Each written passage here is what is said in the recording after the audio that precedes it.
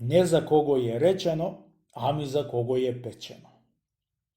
Чита Александар Становиков. Отишол на рибни пазар еден богат човек да купи една риба. Арно ама не можел да се пазари со рибаро, чунки од 5 гроши подолу не му ја давал. А пак богатио од 4,5 поеќе не му давал. Тамовчер, бидејќи богатио, не ја купил и си заминал да бара поевтина риба. Во тоа време дошол еден сиромав човек кај рибаро и ја пазарил рибата што ја купал богатио. Бидејќи не му ја дал подолу рибаро од 5 гроши, му дал 5 гроши и си ја зел под ресачка, та си ја донесол дома и ја натарал жената си да му ја сготви за 3 турли манџа. Една кисела чорба, една јавнија и пржена.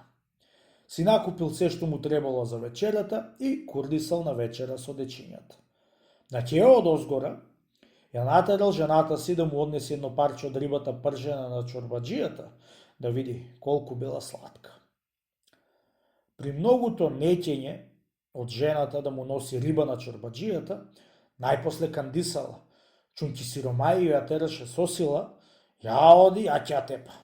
Виде, не виде сирота жена, му однесла едно парче од пржената риба. Заповедајте малце пржена риба чорбаджи, да касните едно мезе.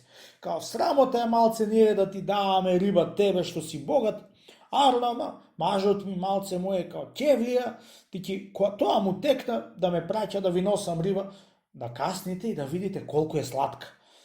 Зар вие не сте јале ваква риба и уште поарна? Која ја видел рибата, на кожата ја познало ти е таа риба што беше ја ценил и ја оставил. Благодарен пријателке на честа што ми ја стори мажот и ми прати ово убаво мезе. Арно, ама сам не можам да ја јадам и вино да пијам. Ја оди носи му здраво живо од мене, а ако ми го има атаро, нека дојде да се поразговориме и да се напиеме од нашето вино. Отрчала жената и го пратила мажа си при богатио. Од која се здравувале го прашал богатио за рибата, од кој рибар ја купил и колку пари. Тој му кажал од кој рибар ја купил и за 5 гроши ја купил на готов пазар, чунки му кажал рибар од ја пазарил неко чорбаджија и за 20 пари ја оставил. Ами као не ти беше жал, море човече, за 5 гроши, ти треба да си многу богат, што не и жалиш парите? Му рекол. Богатството мое чорбаджи е од 2-30 гроши што изработив оваа недела, арно, ама јадејќи лепи сол ми се здодеа. Ти ми текна за риба да јадам. Да од тоа ја купив, а пак ако ми беше дал Госпо малце од малце, нема да јадам лепи сол, а ми бијал манџа и без 100 драм вино на ручек и на вечер не би остал. Чунки имаме умирачка, ами не е вака чорбаджи? Од која го ислуша чорбаджијата сиромајо, се позамисли и се уверил оти умирачка имало, да му се смили за сиромајо и станал од кај што седел, та го зел по себе сиромајо и го внесол во една маза кај што имал бели пари. Земи си, бре човече, од овие пари до колку да сакаш и ти да ја јадиш од што ти душа сакаш, чунки јас не можам да јадам ошто да сакам. Не знам каква ќе биде оваа работа што не можам да јадам. Се нагрстил сиромајо од белите пари и го повел богатио во друга маза кај што имало едно чудо алтани и го натарал да си земи од нив колку да сакат. Едно се наведил да земи од алтаните и му се испрел пред него еден араб со еден топус, та му викнал: не земај, бре човече, од тие пари, оти не се за тебе собрани, ни па се за чорбаджијата што и собрал, ами се за еден вурнаджија, што е во едно градче преку Црно море, што ранит 40 души арами со леп, без да му земе пари.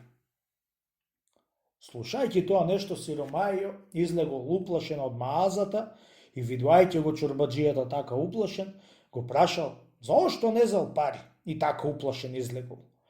Сиромајо му кажал тоа што видел и чул, и богатиот го натерал па да влези во маазата и тој да види и да чуе. Влегол сиромајо во маазата и едно се наведил да земи од алтаните, му излегол арапо и пак така му рекол. Слушајќи тие збори, чорбаджијата на големо чудо станал и се уверил оти тие алтани не сед за него.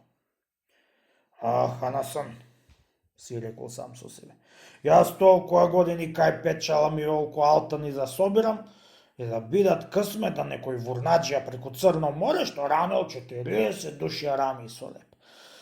Чекај, јас што ќе му направам на овие алтани? Јас се ќе продам и ќе одам на Аџелак со жената ми и тамо ќе се живеам дури да умрам. И колку пари ќе ми останат, сите ќе ја пишам на црквата во Божи гроб. По некој ден се приготвил чорбаджијата. Му ја подарил куќата на сиромајо и друзи пари уште му дал и купил 20 тоари сол, та и наредил алтаните во вреќи. Ред сол, ред алтани, ред сол, ред алтани и се направиле 40 тоари сол, без да знае никој. И ти пазарил чираджи, да ти пратил алтаните измешани со солта за Аџелак. И тој тргнал по море за побарго да појди и да ја пречека солта. Одејќи чираджиите близо до полпат, тие пречекале едни арами и од која видео тие сол, се созборува да ја пленат солта. Треба да ја плениме оваа сол и да му ја однесиме на вурнаджијата што не рани толкова години со леп и ништо не сме му дале. Треба да ја плениме, други рекли. И да му ја однесиме на вурнаджијата, чунќи му треба сол за месење лепо. На тоа згора ја пленија солта и му ја однесоа на вурнаджијата, та му ја растоарија и си ја наредил вурнаджијата кај што сакаше. На чираджиите му се заповедало од арамиите да се вратат назад и никому да не му кажат оти во волов рог да се пикнат и најдат и ќе ги загубат. Од големиот страв на чираджиите од арамиите, на друг вилајт отишле да прават чирачилок. Во тој град имал еден трговец што продал топтан сол и не дојдувајќи му солот кај што му идела, отишол при вурнаджијата и му посакал 10 тоари, али со пари, али на заем. И му дал вурнаджијата 10 тоари сол, едно ја кренал солта со амалите на мазата и ете му солта негова му втасала. Кога виде тоа нешто тргоецо, на часо му заповедал на амалите да му ја вратат солта на вурнаджијата и му ја вратија. Ете, късмето од вурнаджијата како не остаа да иземи друг алтаните. По некој ден му нарачал вурнаджијата на амуќаро да одврзи една вреќа од таа сол и да клаи во амуро. Отварајќи вреќата, посигнал да вади сол и видел алтани. Бри, види кај турил алтани мајсторо да ме подвиди дали крадам. Отишол при мајстора си и со лутина му се оплакал за тоа нешто. Кога видел мајсторот се вчудовидел и одврзал сите вреќи и се извадил сите алтани, да станал многу богат. И кога се видел во толкова богатство вурнаджијата, направил во градо еден ан. И кој да кондиса во тој ан, да не дава ни една пара. Направил едно бачило од градо надвор, та кој ќе поминел и се вратил таму, бадијала да јади од благотата. Чекајќи богатиот во Ерусалим да му ја донесат солта, бајаѓи време и видело ти не му ја носат, чунќи близо 6 месеци поминале, станал да оди од град во град да ја бара солта. Дојдујќи во градот кај вурнаджијата, кондисал во ано негов и вечерта паднале на разговор вурнаджијата и чорбаджијата. Го прашал од кај иди, кај оди и чорбаджијата му кажал сето со ред како сиромајо му донесол пржена риба и како му дал изим да си земе пари.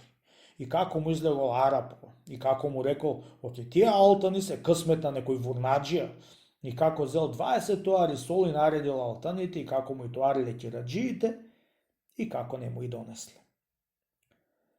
Кога чул тие зборови вурнаджијата, на големо чудо беше станал и му кажал оти тој бил вурнаджијата и кај него му и донесле арамиите, и лели биле него и тие алтани, нека се иземи. Му и дааше, само ано да му гости и бачилото ако сака. Другите пари сите имал и му и дал. Нема да иземам, пријателе, му рекол чорбаджијата, чунќи и за тебе сум ти и собирал, и твој късмет биле. Затоа, нека ти се честити, пријатели, и седе ми со здравје. Колку пари ти чини што седев на ано и јадов за да ти платам? Не ви сакам пари, пријателе, чунќи ано сум го направил за аеро твоите пари. И на тоа згора ја натерал жената си вурнаџијата да му меси една погача и да му ја наполни со алтани и да му ја дајт. Му ја дале погачата и го испратиле да се оди пак за аџилак чорбаџијата. Излегувајќи од град надвор, дошол кај бачилото и се вратил, да го помолил бачо да му ја дај погачата и да му дај малце млеко, али друго нешто. И му ја дал погачата да си отишол. Имајќи бачо некоја работа за кај вурнаџијата, му ја однесол погачата. И кога ја видел вурнаџијата погачата, се зачудил и рекол: вистина било како што рекле стари, не за кого било печено, ами за кого било речено.